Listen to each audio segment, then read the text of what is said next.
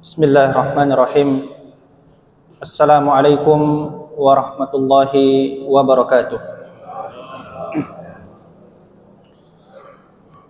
Innal hamdalillah nahmaduhu wa nasta'inuhu wa nastaghfiruh wa na'udzu billahi min shururi anfusina wa sayyiati a'malina. May yahdihillahu fala mudilla lahu wa may yudlil fala hadiyalah. Wa ashhadu an la ilaha illallah wahdahu la syarika lah wa ashhadu anna Muhammadan abduhu wa rasuluh. Allahumma salli wa sallim ala nabiyyina Muhammad wa ala alihi wa sahbihi wa man sara ala nahjihi wa istanna bi sunnatihi ila yaumiddin. Alhamdulillah, jemaah salat subuh yang dirahmati Allah Subhanahu wa taala, kembali kita bersyukur memuji Allah Subhanahu wa taala karena berkat limpahan nikmat yang diberikan kepada kita, sehingga pada subuh hari ini, di hari yang ke-20 di bulan Ramadan tahun 1445 Hijriah, Allah Subhanahu wa taala masih memberikan nikmat kesehatan dan kesempatan kepada kita untuk mengisi waktu-waktu kita yang berharga di bulan Ramadan pada tahun ini. Salawat dan salam kita haturkan kepada junjungan kita Nabiullah Muhammad sallallahu alaihi wasallam, kepada keluarga beliau, para sahabat dan orang-orang yang senantiasa mengikuti beliau di atas jalan kebenaran. Jemaah salat subuh yang dirahmati Allah Subhanahu wa taala. Kita mengetahui bahwa tujuan utama dari penciptaan kita manusia di atas permukaan bumi ini adalah untuk beribadah kepada Allah Subhanahu wa taala. Allah Subhanahu wa taala berfirman, "Wa ma khalaqtul jinna wal insa illa liya'budun." Dan tidaklah aku menciptakan jin dan manusia kecuali untuk beribadah kepadaku. Namun beribadah bukan sekedar beribadah. Dalam syariat kita dituntut untuk beribadah dengan kualitas yang terbaik. Allah Subhanahu wa taala berfirman, "Allazi khalaqal mauta wal hayata liyabluwakum ayyukum ahsanu amala." Dialah Allah yang menciptakan kehidupan dan kematian untuk menguji siapa di antara kalian yang paling baik amalannya. Allah Subhanahu wa taala mengatakan ahsanu amala, yang paling baik amalannya, dan bukan aktsaru amala, yang paling banyak amalannya. Mengapa? Karena bisa jadi ada orang yang banyak amalannya, banyak ibadahnya, banyak solatnya, puasanya, sedekahnya, tilawahnya, zikirnya, namun amalan tersebut karena tidak berkualitas ditolak oleh Allah Subhanahu wa taala. Lalu mungkin kita bertanya lagi, seperti apakah amalan yang terbaik itu? Seperti apakah ibadah yang berkualitas itu? Jawabannya, amalan dan ibadah yang berkualitas adalah amalan dan ibadah yang dikerjakan dengan niat yang ikhlas hanya untuk Allah Subhanahu wa taala. Allah Subhanahu wa taala berfirman, "Wa ma umiru illa liya'budullaha mukhlishin." Dan tidaklah mereka diperintahkan kecuali untuk beribadah kepada Allah dengan ikhlas. Dan puncak keikhlasan kita dalam beramal, puncak keikhlasan kita dalam beribadah kepada Allah Subhanahu wa taala adalah ketika kita mampu untuk menyembunyikan amalan-amalan soleh kita. Ketika kita mampu dengan semaksimal mungkin untuk merahasiakan ibadah kita hanya untuk Allah Subhanahu wa taala. Maka jangan paparkan seluruh amalan soleh kita. Jangan pamerkan seluruh ibadah dan ketaatan kita kecuali yang terpaksa dan harus dilihat oleh manusia. Namun biarkanlah sebagian besar dari amalan soleh kita, sebagian besar dari ibadah dan ketaatan kita, hanya kita dan Allah Subhanahu wa taala yang mengetahuinya. Inilah hamba merdeka yang sesungguhnya, yang beribadah hanya untuk Allah Subhanahu wa taala, dan oleh sebab itu ia berusaha semaksimal mungkin agar ibadahnya tidak diketahui kecuali oleh Allah Subhanahu wa taala. Dan ini pula lah yang diteladankan oleh generasi terbaik dari umat ini, yaitu generasi sahabat Nabi sallallahu alaihi wasallam, sebagaimana yang dikisahkan oleh Talha Al-Ansari radhiyallahu taala anhu. Talha mengisahkan bahwa di suatu malam ia melihat Umar bin Khattab keluar. Umar pada saat itu telah menjadi khalifah, telah menjadi Amirul Mukminin, pemimpin kaum muslimin.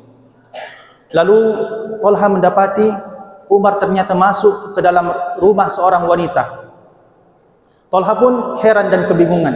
Apa yang dilakukan oleh seorang Umar di malam hari di rumah seorang wanita?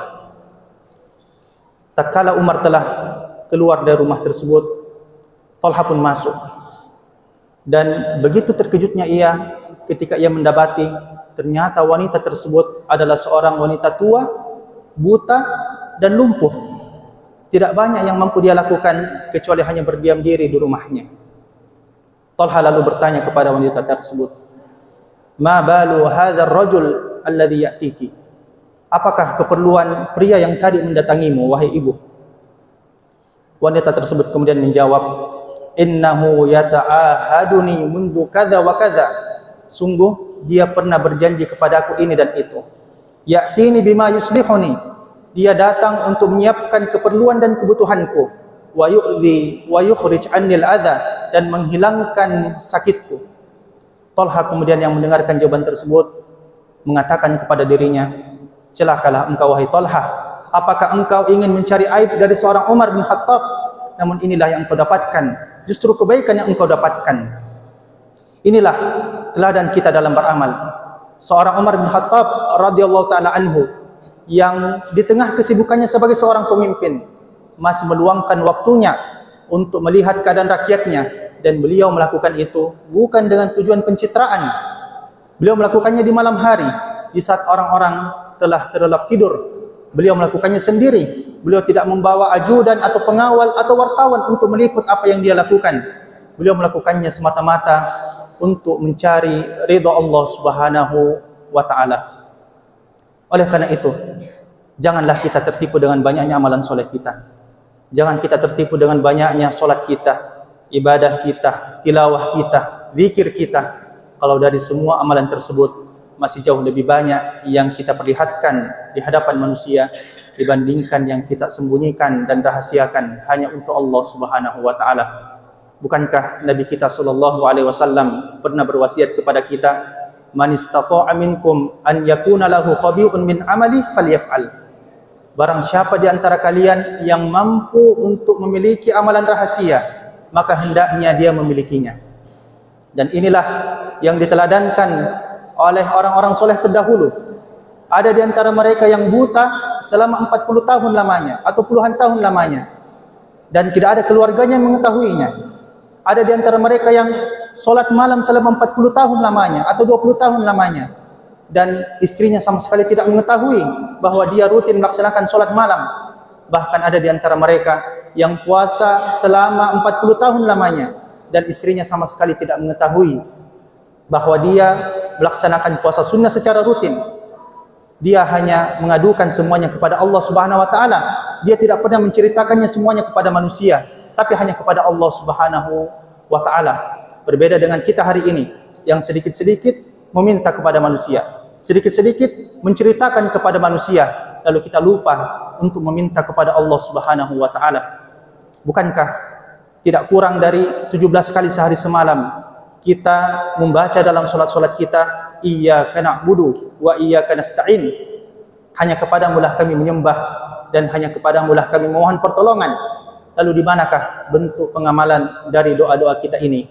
Jemaah salat subuh yang dirahmati Allah Subhanahu wa taala. Lalu mungkin kita bertanya lagi, apakah balasan yang Allah akan berikan kepada mereka yang gemar menyembunyikan amalan solehnya, kepada mereka yang tulus dan ikhlas dalam beramal kepada Allah Subhanahu wa taala?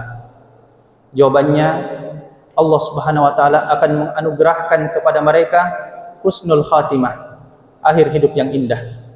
Dan barulah di penghujung hayat mereka, Allah Subhanahu wa taala akan mengabarkan kepada para makhluknya bahwa hamba ini adalah hamba yang memiliki keistimewaan di sisi Allah Subhanahu wa taala dengan cara yang hanya Allah Subhanahu wa taala yang mengetahuinya. Sebagaimana dikisahkan dari Imam Ahmad bin Hanbal rahimahullahu taala, salah seorang ulama besar pada zaman beliau.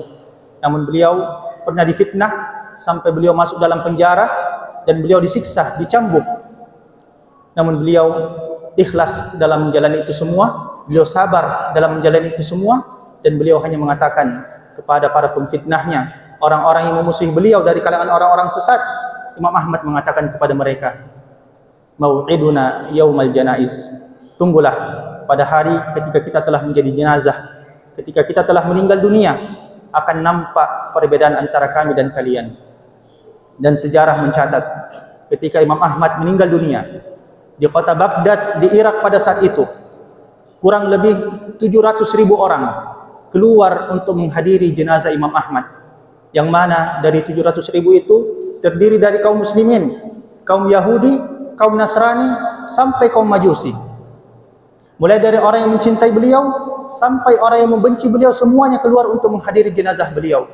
Bahkan yang tidak kalah menakjubkan disebutkan tidak kurang 10.000 orang, versi yang lain menyebutkan 20.000 orang yang masuk Islam ketika Imam Ahmad bin Hanbal rahimahullahu ta'ala meninggal dunia.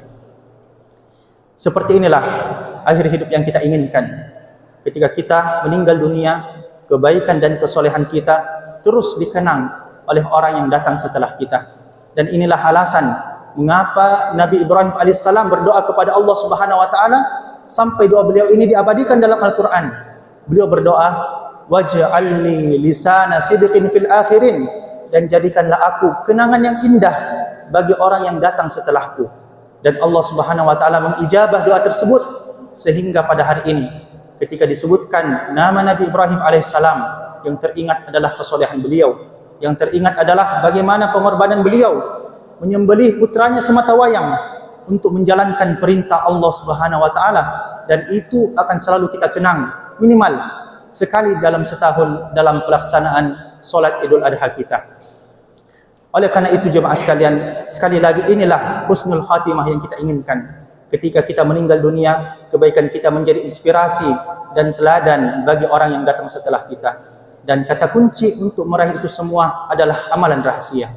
Apakah kita sudah memilikinya? Amalan yang walaupun sederhana, walaupun remeh di mata manusia, namun karena keikhlasannya bisa jadi menjadi besar nilainya di sisi Allah Subhanahu wa taala. Mungkin kita mengingat kisah dari seorang wanita tunasusila yang Allah Subhanahu wa taala ampuni dosanya disebabkan karena ia memberi minum seekor anjing yang kehausan. Bisa kita bayangkan, wanita tunasusila, pelaku dosa besar, berzina, waliyadzubillah, bahkan dia menjadikannya sebagai profesi. Tidak terbayang bagaimana banyaknya dosanya. Dan hewan yang diberikan minum juga adalah hewan yang tidak memiliki keistimewaan yang khusus dalam syariat kita, yaitu seekor anjing.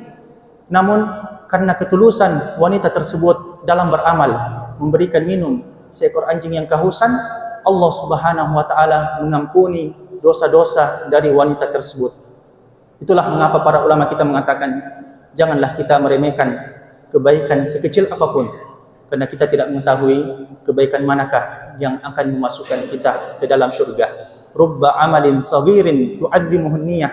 Begitu banyak amalan yang terlihat kecil, terlihat remeh di mata manusia, namun menjadi besar nilainya di sisi Allah Subhanahu wa taala disebabkan karena ketulusan niatnya. Semoga Allah Subhanahu wa taala memberikan kita taufik untuk mengisi sisa bulan Ramadan ini dengan amalan-amalan yang terbaik, dan memberikan kita keistiqomahan di atas amalan tersebut hingga Allah Subhanahu wa taala mewafatkan kita dalam keadaan husnul khatimah. Nabi sallallahu alaihi wasallam pernah bersabda, innamal a'malu bil khawatim. Sesungguhnya amalan itu bergantung pada akhirnya. Subhanakallahumma wa bihamdik, asyhadu an la ilaha illa anta wa astaghfiruka wa atubu ilaik. Wa akhiru da'wana alhamdulillahi rabbil alamin. Wassalamu alaikum warahmatullahi wabarakatuh.